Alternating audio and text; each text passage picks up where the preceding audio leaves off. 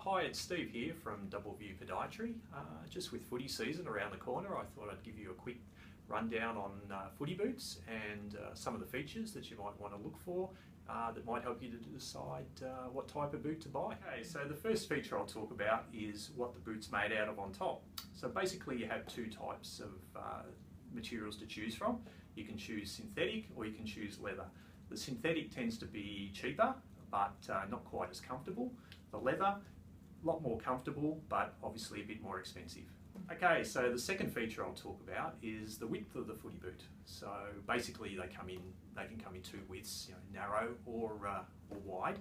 I find that boots like the Nike and this Adidas one here, they both tend to be quite narrow.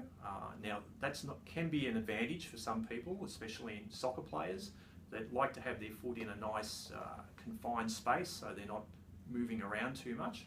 But I find with footballers, probably the best type of boot would be the Asics. That tends to be a lot wider and a lot more comfortable for playing football. Okay, so when I was young, you basically only had one type of footy boot, and that was one that had screw-in studs.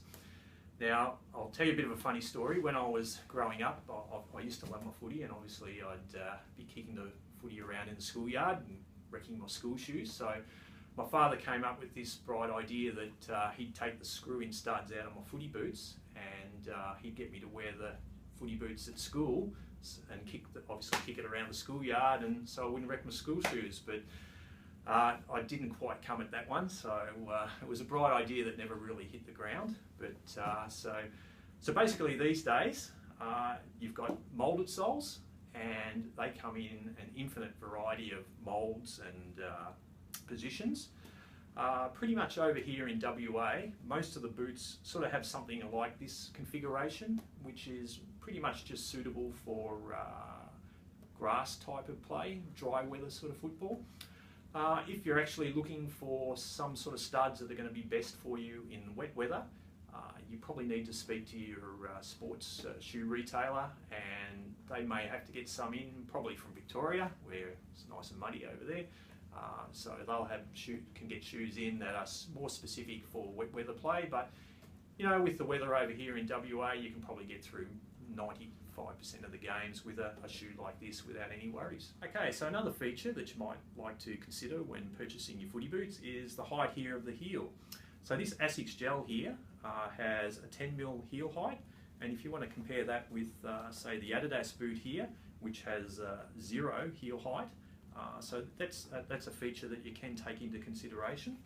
Now this is important, or it can be a factor if you have Achilles tendonitis, or for our younger footballers, Seaver's disease.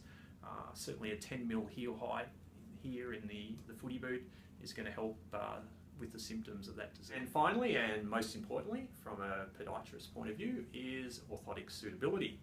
So if you're looking for a footy boot that is capable of taking an orthotic, these are some of the features that you should be looking for.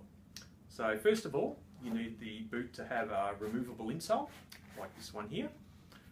Secondly, it needs to be nice and broad and deep in the toe section.